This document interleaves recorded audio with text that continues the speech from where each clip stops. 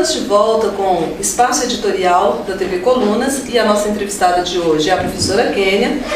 Nós estamos falando aqui um pouco sobre literatura brasileira, sobre também a questão do Holocausto, da Inquisição, Antônio José da Silva, o judeu, Jorge Amado, tudo que entra a questão literatura voltada para o judeu. Professora Kênia, você escreveu a obra Obras do Diabinho da Mão Furada. E essa obra ela foi publicada pela imprensa oficial no programa Memória Brasileira, que é uma série que a imprensa oficial do estado de São Paulo está fazendo, está desenvolvendo. E eu gostaria que você falasse um pouquinho, tanto sobre essa obra como sobre o projeto, se você tem mais obras que vai participar dentro do Memória Brasileira, como é que está isso aí? Bom, Obras do Diabinho da Mão Furada, na verdade, eu faço uma análise, um comentário, porque Obras do Diabinho da Mão Furada é um conto do Antônio José da Silva judeu, né, que eu publiquei com análise e interpretações. Na verdade, esse documento estava na biblioteca do Dr. Midlin, né, os manuscritos da Obra do Diabinho da Mão Furada, que eu fiz uma recompilação e publiquei pela imprensa oficial do estado de São Paulo. E provavelmente agora também vai sair Guerras do Alecrim e Mangerona, que eu vou encaminhar também, que é uma série que, na verdade, eu tenho um projeto para publicação de toda a obra do Antônio José da Silva judeu, todo o seu teatro. Comecei pelo ponto e publicar agora mais 8 volumes, que é todo o teatro dele. O próximo provavelmente será Guerras do Alecrim e Mangerona. Tá aí a dica para quem quer estudar Antônio José da Silva judeu. E é um conto muito engraçado, hilário, né? Obras do Diabinho da Mão Furada, é cômico, né? As traquinagens, né, do diabinho, mas ao mesmo tempo perpassa toda aquela questão da crítica, né, a uma época em que Lisboa vivia mergulhada no fanatismo religioso, na Inquisição, etc. Importante ressaltar que nenhuma dessas obras tem, embora o nome seja assim meio voltado para a religião, não tem nada a ver com religiosidade. São obras literárias voltadas para a questão da crítica dentro da política mesmo, né? Muito interessante isso. Professora Kênia, você também escreve obras e-book. Igual nós temos aqui 13 maneiras de falar sobre Mefisto. E a gente percebe nas suas obras uma forte tendência, ou talvez assim, um estudo sobre as obras de Goethe. Você poderia também falar sobre essa questão? Obras do Diabinho da Mão Furada tem uma influência, né, do Fausto, do Goethe.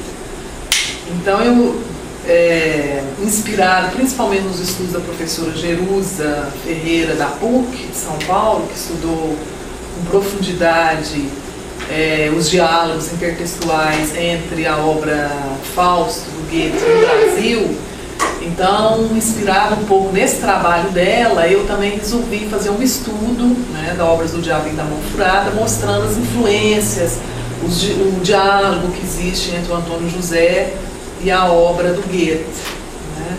E também na escola, na universidade, no curso de mestrado, nós elaboramos um curso em que a gente mostrava a presença do diabo, a presença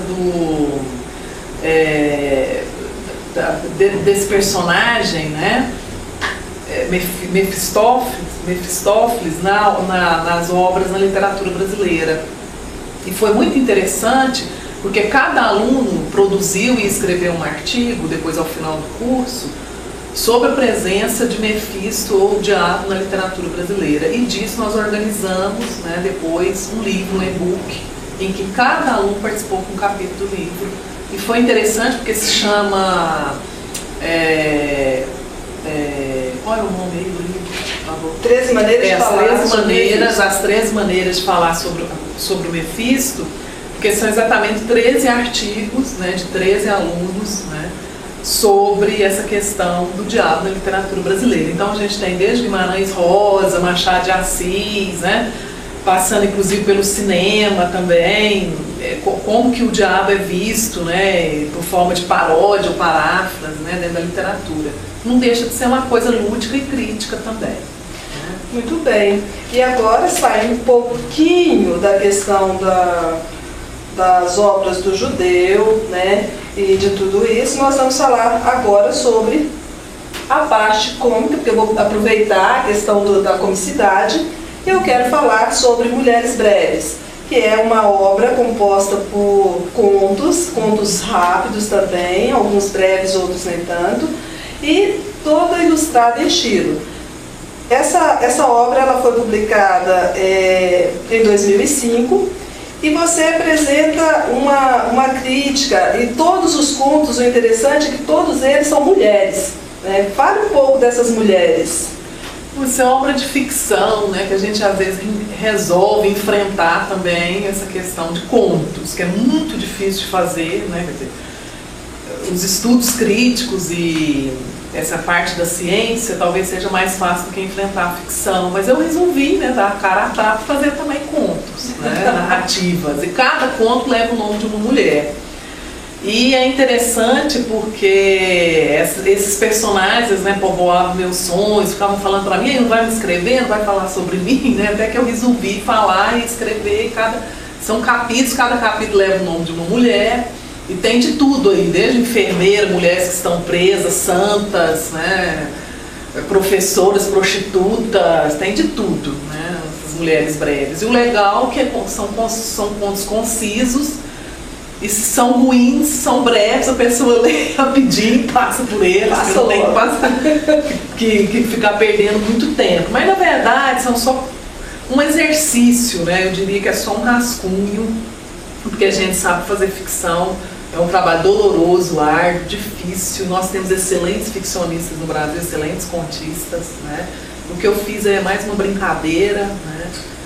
Mas eu estou disposta, talvez no futuro, burilar melhor. Assim, para ser contista, você tem que ler muito conto também, ser uma excelente leitora para fazer um excelente trabalho. É um trabalho duro, um trabalho árduo, mas é uma grande...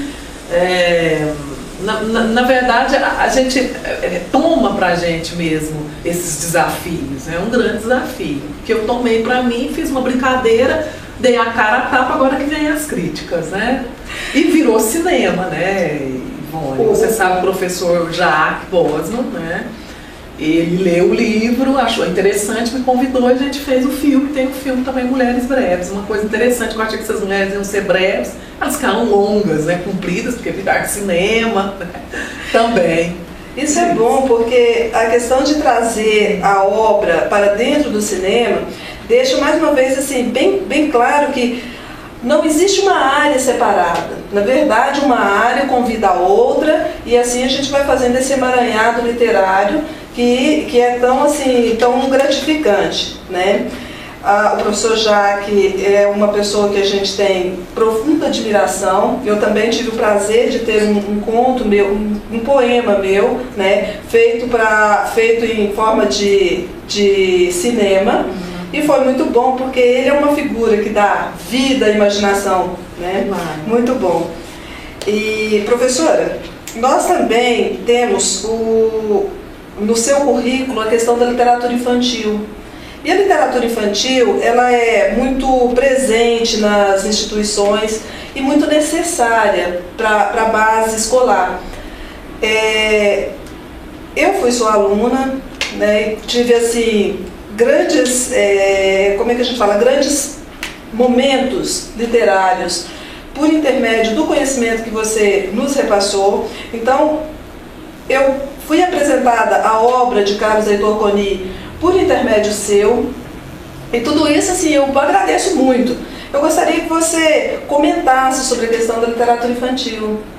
Bom, a literatura infantil foi um curso de especialização, né, elaborado lá na Unitri, foi interessante. E também, mais uma vez, essa ideia de todo o trabalho feito pelos alunos, eles viraram então capítulos do livro, né, do e-book, né, da literatura infantil. E é interessante porque a gente sabe que a literatura infantil ainda é discriminada, né? Há um preconceito muito grande ainda em torno de quem estuda literatura infantil, é como se fosse uma coisa menor, é um grande equívoco. imagina que a literatura infantil é a base de tudo, né? Se uma criança não é apresentada desde cedo aos clássicos, à literatura, aos contos de fada, né? Aos quadrinhos, ao cinema infantil, ela vai ter uma grande dificuldade de ser um bom leitor na vida adulta. Então, a literatura infantil é a base de tudo, né? Eu acho que deveríamos ter mais profissionais e mais pessoas interessadas nesse tema. E é uma pena que é meio relegada, né, a segundo plano. É como que são as pessoas mais fracas que vão lidar com esse tema. É um grande e nós sabemos que né? isso é uma doideira, porque não existe. E é difícil a literatura infantil, porque você selecionar livros, né? O professor hoje, na verdade, é o grande selecionador, porque nós temos livros e o próprio e livros. O leitor adulto que não teve uma base, sim, ele sofre muito, porque por mais que ele esteja tentando estar na linha do pesquisador, ele sofre com a questão da escrita. Aí daí a ideia do livro, né? Porque o livro a gente sabe que fica, né? Por bem ou por mal. Então, e é legal, eu gosto de fazer esse tipo de coletânea, né? Também para incentivar o aluno, porque às vezes ele escreve um artigo, o professor pega aquele artigo dele, joga dentro da gaveta e ninguém nunca mais vai ler aquilo lá. O aluno fez só para o professor, o único leitor dele vai ser o professor, né? Que é uma pena. Às vezes escreveu coisas interessantes, o professor lê ou joga fora ou guarda na gaveta. Aí na publicação não, ele visualiza, né? Várias pessoas vão ler, nem que seja só a família dele, né? Isso é interessante também por isso, na publicação. Muito bem, nós estamos aqui com a professora Kênia, nossa entrevistada de hoje, da área de literatura, e nós voltamos daqui a pouco com um pouco mais desse bate-papo.